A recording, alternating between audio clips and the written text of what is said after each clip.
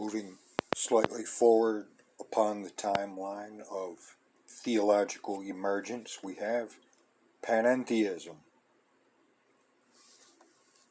with its development preceding the year 2000. Panentheism emerged officially as a worldview around the turn of the millennium in 2000 AD.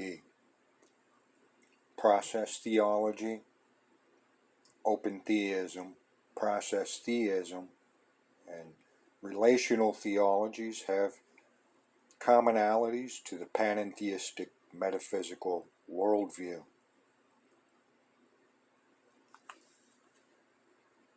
And that everything is evolving and nothing is entirely static or fixed.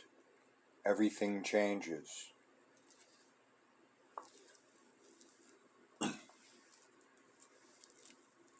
What new concept has panentheism, that is the emergent third size of God, the causative force, firmly established within society?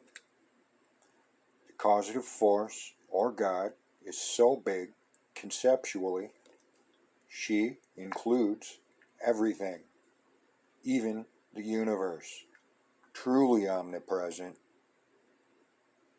all-present. What does the conceptual framework of panentheism offer us?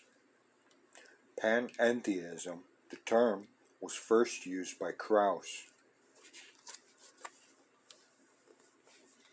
For this view, that the world is a finite creation within the infinite being of God, or matter within spirit, and spirit within matter, interdependent. The body without the spirit is dead, said the Apostle James. And that the world is a divine organism, so constituted that higher organisms have lower organisms as their constituents. Everything is interrelated, rather than the classical traditional view of separation and substance dualism. Panentheism provides the process and event worldview.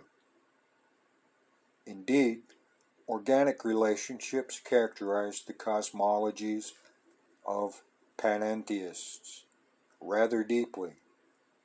Dictionary of Philosophy and Religion, William L. Rees, page 545. Panentheism is the idea that God, the causative force, is all present. There is nowhere we can go or run from God. Nowhere. And therefore, we are inside the causative force. Krauss was not the first to understand the concept of panentheism, but he did name the concept. Hinduism is the most ancient of modern religions. Hinduism gave us the broad-based support of the concepts of monotheism, one causative force, one God, many emanations, one light, many lamps, the soul and the soul existing into eternity. These concepts then lead to the idea of panentheism. Hindus were not the only ones to hold to this basic idea, but they were the first of our modern higher religions, religions that claim most of the world's population. Who gets the credit is not the point here. The point is that panentheism assigns the largest size to the causative force of all theisms, with no dualism or the illusion of being separate from God and the causative force. Because of this, panentheism would provide solutions to many present and future social dilemmas. Panentheism would require some modifications to the perceptions religions maintain,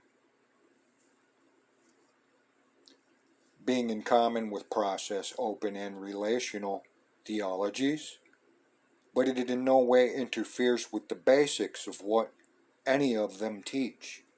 The Hindu concepts of monotheism, the soul, eternity of the soul, and dissolving universes, the Judaic concept of the universal fatherhood of God, the Buddhist concept of addressing suffering, the Christian concept of unconditional love that would die for its friends, and the Islamic concept of justice, all could remain intact with the acceptance of an omnipresent causative force.